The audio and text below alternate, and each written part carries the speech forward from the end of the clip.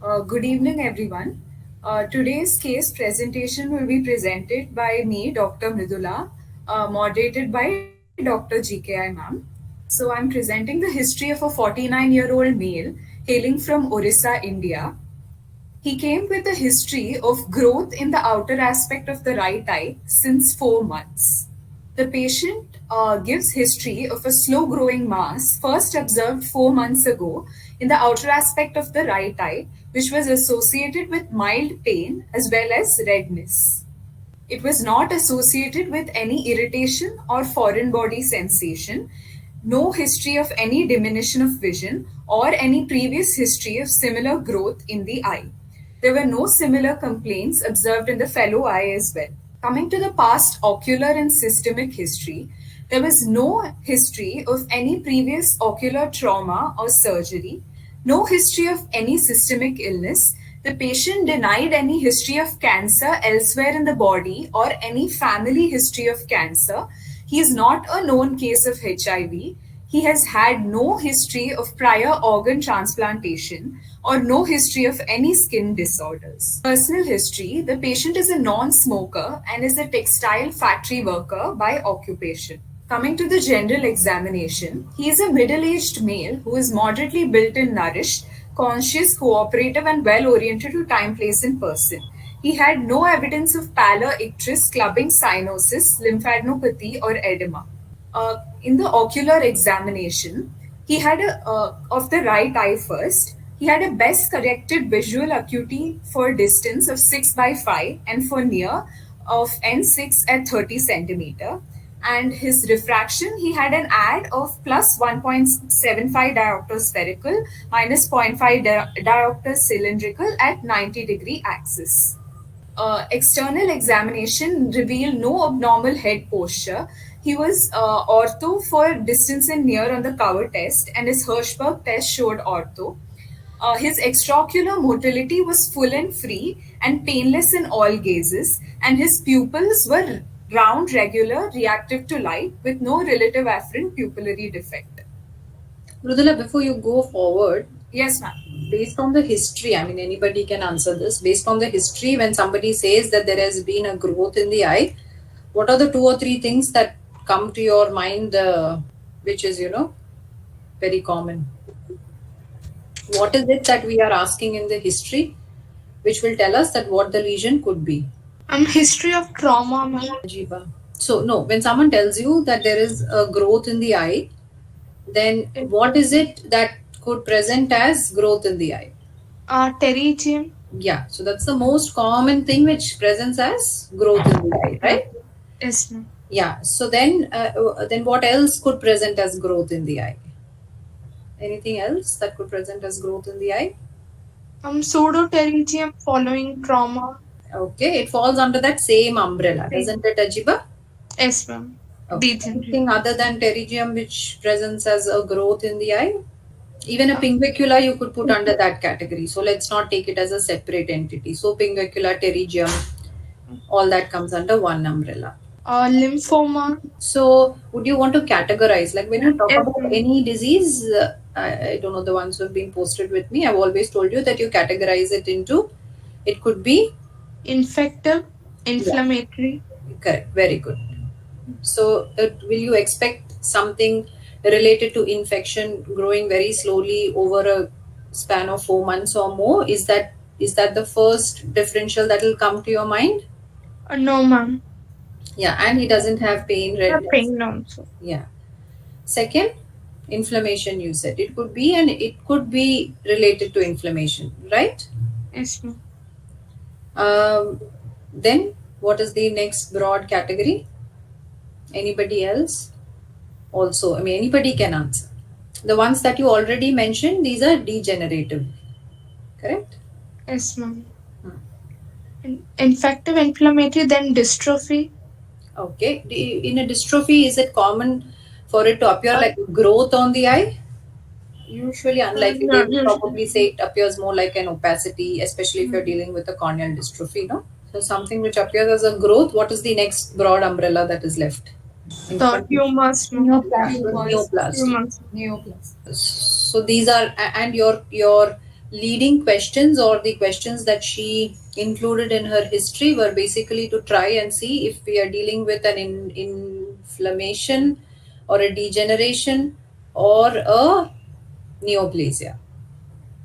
Correct? I think these would be the three broad umbrellas under which a history suggestive of something growing in the eye would probably fall under these three categories. Right? So if I said this was a dermoid, anybody has anything for or against it in this case? Because that also grows, that is also a lesion at the limbus. Any postgraduate? Ma'am, the history will be more long standing. Yes. Yeah. That's very important because patient is not going to come to you with a 4-month history because dermoid is generally a stationary growth, right? So that's important. You have to, of course, when Yes, you're presenting the cases, you must have an answer for all these things in your mind. That's why I put this up. But definitely, you're not going to have a dermoid coming in that age with a 4-month history. Okay, but it yes, can definitely be a differential for a limbal lesion. yes, ma'am. So this would still meet. It would dermoid is if we go into the entire differentials of limbal nodule, you'll probably have a few more. Um, a dermoid also broadly falls under the umbrella of neoplasia, but then, like you rightly mentioned, and what Madam was trying to elicit from you was the fact that that is something which is congenital, right? It's not since birth. Golden hour syndrome. Yes, it could be associated with other features also. You can go ahead, Mridul. Yes, ma'am. The pupil of the right eye was found to be round, regular, and reactive to light with no relative afferent pupillary defect. On slit lamp examination of the right eye, the lids were found to be normal. In the conjunctiva, there was a mass which was seen on the temporal aspect. The cornea was clear and compact. The anterior chamber was deep and quiet. Pupils were round, regular, and reactive to light. The lens was clear, and the intraocular pressure was 14 millimeter of mercury. Now coming to a detailed description of the conjunctival growth.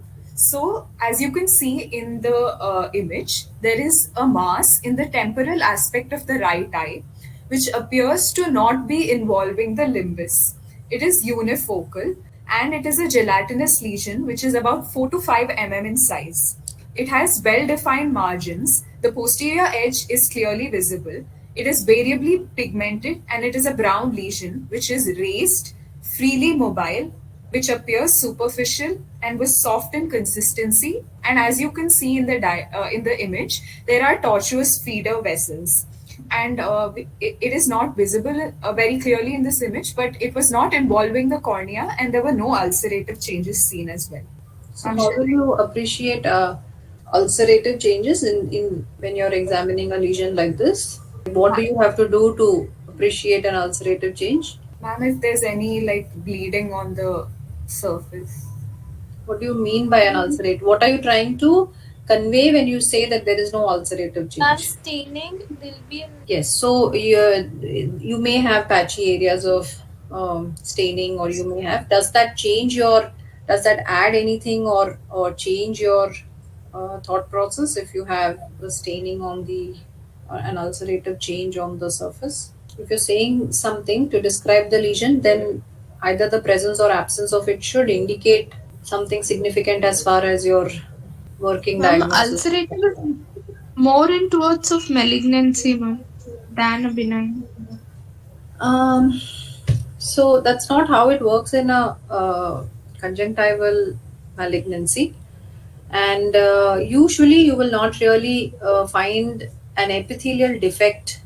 If that is what you mean by an ulcerative change, that is something that you will not find. An ulcerative change is usually seen in a basal cell carcinoma in the skin. You tend to get these ulcerative changes, or the basal cell carcinoma which is involving the eyelid. But usually in the conjunctival squamous cell carcinoma, it will not usually be associated with an epithelial defect over the lesion, unless it's a very fast growing lesion or a fungating lesion where in some area you have an epithelial defect. Otherwise, it's not really something which is contributing to a differential diagnosis as far as the feature or to a particular feature of the neoplasia if you're describing a neoplastic lesion.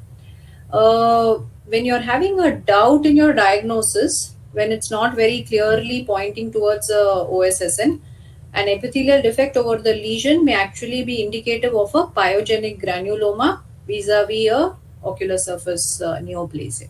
Yes, ma'am. So as far as the description is concerned, I think you have done a good job of it. You're going to describe it a little more, the additional changes or anything else that you have looked for. Ma'am, what the rose Bengal staining? It was also staining with taking up stain with rose Bengal, Okay. and a gonioscopy was performed for both eyes, and it was found that both the angles were open up to the scleral spur, and lacrimal workup was also carried out, and it was found out that both eyes rhoplast was negative and syringing was freely patent through all four puncta, and there was also no preauricular, submandibular, or deep cervical lymphadenopathy. Okay, so quickly, somebody will tell me when you are talking about rose Bengal staining, what is it that you're looking for? Somebody other Dead than or devitalized tissue. Okay, so where will it stain with? Where will you get a positive rose Bengal stain on the lesion? Will the entire lesion take up rose Bengal stain? Dead or devitalized tissue. Okay, so where will the extent of the rose Bengal stain be? Will it be on the lesion? Will it be by the side of the lesion? Where will it be? Anybody else? When you're saying something, I need to know what I have to look for in rose Bengal staining, right? Usually, when these fast growing lesions, the topmost layer will be a devitalized layer of cells. So that will take up rose Bengal stain. But beyond that, what is it that I'm looking for on rose Bengal staining? From the extent, What extent? so that we can Whether the rose Bengal staining is extending To the corn. to the cornea, ma'am, so that we can decide how much conjunctival margins we have to resect while surgery. Yes. For that, do you need to know whether it is extending onto the cornea? What is it that you're looking for? Is the rose Bengal stain limited to the clinically visible extent of the lesion, or is it extending beyond the clinically visible extent of the lesion? Right? Yes, ma'am. The effect is extending beyond the clinically determined extent. Right. So that will show you what is the exact involvement of the neoplastic cells. They will all take up rose Bengal staining. So that extent which is demarcated by the rose Bengal staining, which if it is beyond your actual clinically demarcated lesion, that is the extent that you have to take from which you will measure the margins that you have to leave when you're doing a surgical excision. So it tells you the exact extent beyond the clinically visible lesion. Why do you do a gonioscopy? Somebody else? Is it to know whether the angle is open up to the scleral spur? For There is pigmentation. involvement of the angle. Yes, ma'am. To know if there is involvement of the angle, if the lesion is extending till the angle. Good. So basically, when you have a lesion which is sitting right at the limbus, here it's a little away from the limbus, but when it is sitting right at the limbus, gonioscopy is a way by which you can directly visualize whether there is any extension of the lesion into the angle. What does lymphadenopathy tell you? And if it's localized or there's been any spread, or if it's involving the deeper structures. What does the lacrimal workup tell you? Is a lacrimal workup mandatory? Is it mandatory to do syringing in all patients of suspected neoplasia, OSSN? The lesion is far away from the If puncture. giving a topical MMC, you might need to cannulate the upper and the canaliculi. You need to If technical. cannulate, or you need to. What do you need to do? Catgut Occlude suture puncta is occlude. occlude the puncta. Why? Okay, so what are you trying to say? So when is lacrimal workup or a syringing mandated in a patient of OSSN? Topical therapy, ma'am. Topical therapy. Okay, when you're planning topical therapy. Otherwise, it is not that you have to do a syringing in all patients who have OSSN in relation to the OSSN itself. Okay, so when you're mentioning everything, you need to know why you're doing all these tests also. So we are doing the syringing here in this case, as you shall see subsequently, because we wanted to plan therapy accordingly, and therefore we wanted to know. We will come to that a little later, but these are why all the other tests are done. We can go to the next slide, Mridula. Yes, ma'am. The dilated fundus exam for both eyes was within normal limits. Here is the case summary. A 49-year-old male patient, a factory worker by profession, who presented with a slow-growing mass in the outer aspect of the right eye since 4 months, with no systemic illness and no similar illness in family members. On examination, visual acuity for distance was 6/5 and near vision N6 in both the eyes, and right eye showed a conjunctival mass in the temporal aspect, which appears not to be involving the limbus, which was unifocal gelatinous 4 into 5 mm in size, with well-defined margins, which was pigmented brown and freely mobile with tortuous feeder vessels. The rest of the anterior segment of both the eyes was within normal limits, and both eyes' fundus was also within normal limits. So we can come to a provisional diagnosis of a right eye pigmented gelatinous ocular surface squamous neoplasia. So anybody wants to say? I think you can put your next slide. What were your differentials in this situation? I think she So- has a long list. Yeah. So these are some of the differentials of OSSN, like PANIS, actinic disease, vitamin A deficiency, benign intraepithelial disc keratosis, pterygium and pingecula as previously discussed, and pyogenic granuloma, keratoacanthoma, and malignant melanoma and nevi. Yeah, so some of these lesions are quite rare, even though they might be benign. We don't really see them very commonly. The more common differentials here would be a pingecula, pterygium, and pyogenic granuloma, but you don't have an inflamed lesion or you don't have history of trauma. Vitamin A deficiency is for a Bitot spot, is it? Vital spot, yes, ma'am. Okay. And because this lesion is pigmented, probably the last differential diagnosis becomes important over here. But apart from the fact that it is pigmented, you have clinical features which are classical of squamous neoplasia. Is there anything else that you would want to do in the form of an investigation? What is the next set of investigations that you will do? Anybody? Histopathology. ASOC. Okay, somebody said ASOCT. Somebody said histopathology. How do you do a histopathology of the lesion? Who said histopathology? Ma'am, we can send sample of the tissue. What do you want to do? How do you want to send the sample? Ma'am, a biopsy. So you want to do a surgical. Yes, ma'am. Surgical excision. Okay, so that you're going on to.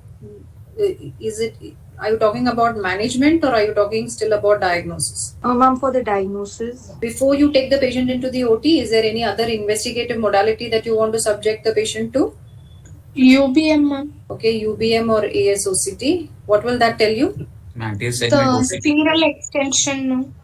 So what will you call it? It will give you the vertical extent of the lesion, right? The horizontal extent of the lesion you have defined on the slit lamp. The imaging technique will give you the vertical extent of the lesion, the involvement of the epithelium or the subepithelial or the scleral tissue, the reflectivity of the epithelium, and the scleral invasion or the intraocular involvement. Is there anything on clinical examination which suggests that there is no scleral involvement or no intraocular involvement in this particular patient?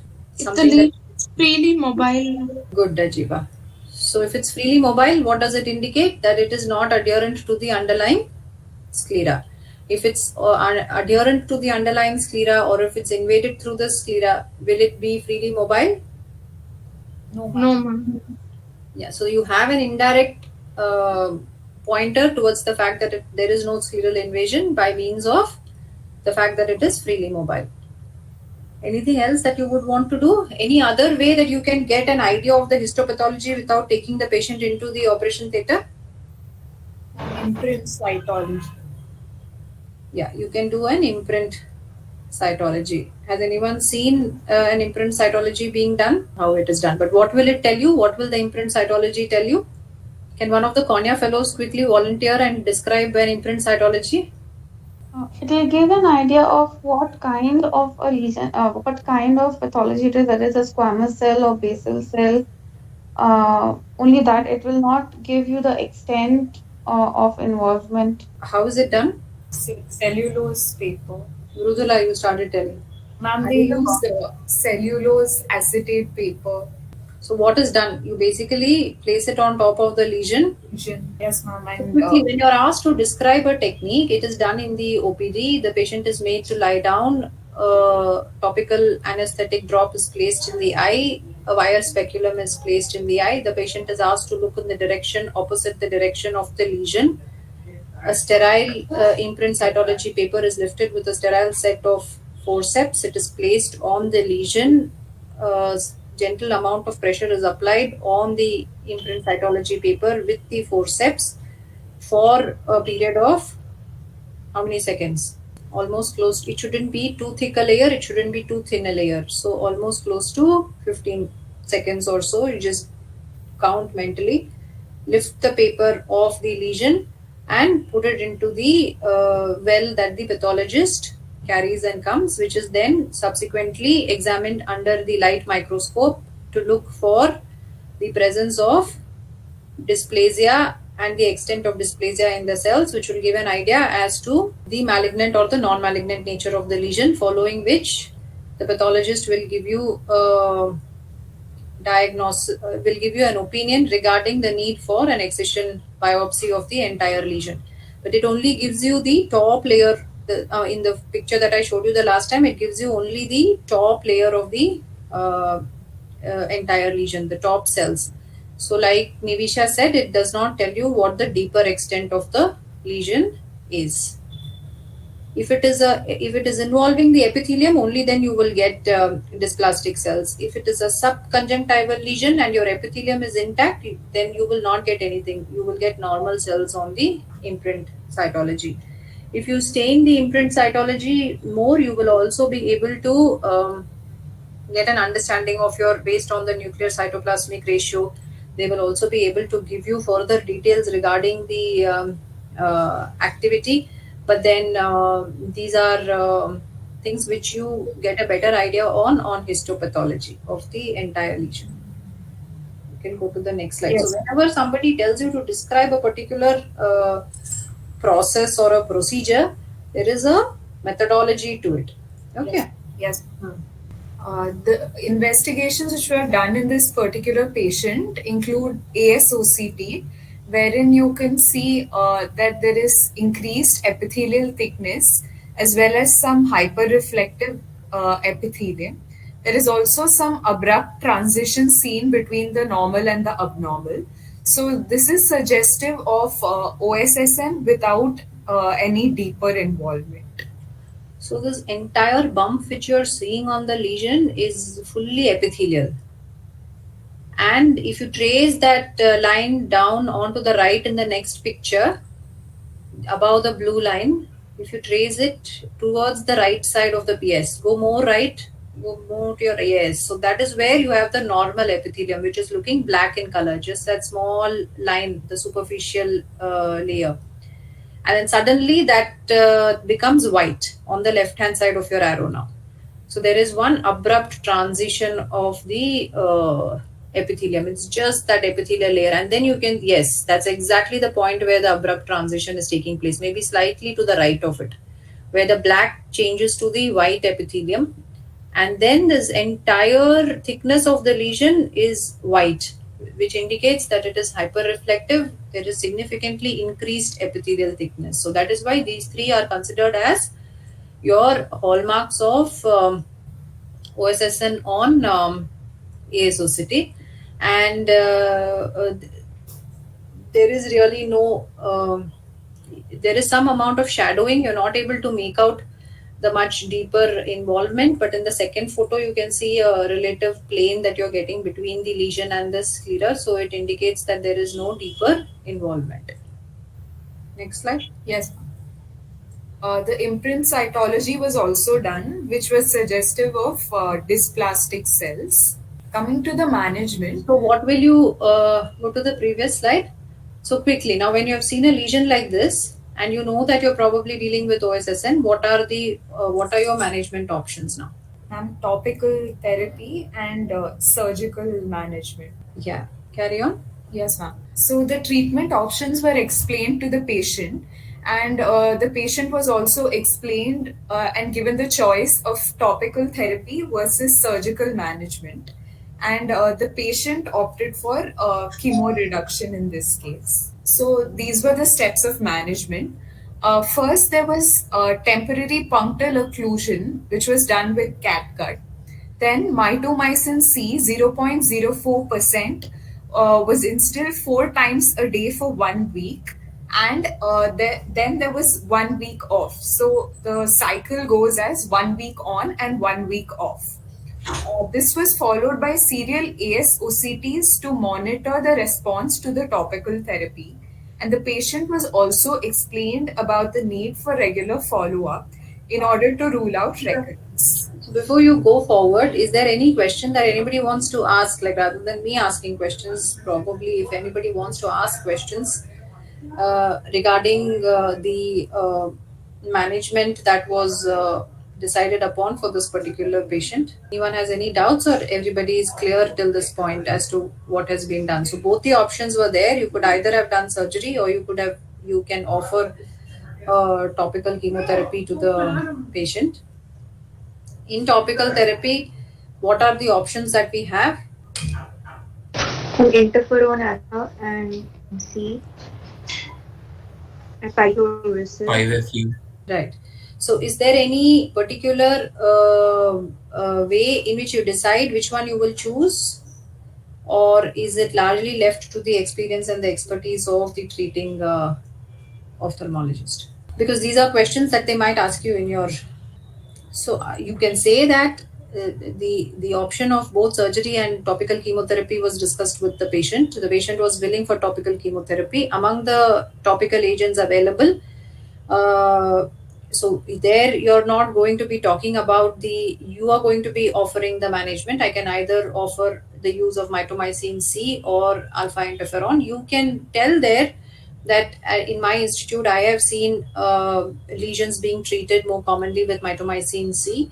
Have also seen the use of alpha interferon. Interferon will take longer time for the lesion to resolve, whereas we expect quicker resolution with mitomycin C. You'll have to, this is the way that you have to describe your management options when you're asked the question, right? Because you will probably not know what management was done for that particular patient who is being kept as an exam case for you. But anyway, over here, the thing is, why do you want to do a punctal occlusion with a catgut when you are giving mitomycin C? Ma'am, because it can cause punctal stenosis. Right. So you don't want that to happen, and therefore you want the punctum to be closed. Next slide, Mridula. Yes. Here we see the second image here at the first follow-up, which was done at 1 month, wherein we can see that there is mostly resolution of the lesion, and the ASOCT shows near normal epithelial thickness and as well as minimal hyperreflectivity. And the patient was then followed up again at 2 months, and here we see that it has completely resolved with ASOCT showing normal epithelial thickness and no hyperreflectivity. Yeah, so the reason why I asked her to put all these three pictures together one after the other is both clinically as well as on the ASOCT, you can see that the lesion has completely resolved. This is after 4 cycles of mitomycin C, and on the right hand side you can see the thickness of the epithelium drastically reducing even at the end of 1 month. And I told you last time that even if you see clinical resolution, we don't have a high resolution OCT with us, but even if you see a clinical resolution, usually with mitomycin C, you would prefer to continue the chemotherapy for one more cycle for it to kill all the residual subclinical cells. So, in this patient, we continued with the third and the fourth cycle, and when he came back at 2 months, so this ensures that number one, the patient was compliant with the medications, is something that you can see. You can also see in the picture number 2 that the patient has not developed any signs of toxicity related to mitomycin C. The eye is not very red looking or angry looking, and you can also see that the patient has been coming very regularly for follow-ups, all of which are mandatory for the continuation of topical chemotherapy. On the right hand side, you can see that the ASOCT, serial ASOCT, is showing the resolution of the lesion, which is being picked out very well on the ASOCT, which also shows that it has returned back to near normal thickness after the entire chemotherapy. So with this, we are done with the treatment of this particular patient, and we only need to follow him up. Now, what about the pigments that you see over here? Can you see the pigments in the last slide after we are saying that the patient has had clinical resolution, or has everything disappeared? There are only those pigments left. So what does that indicate? Does that indicate that your lesion is still left behind? Do you still have to continue the mitomycin C?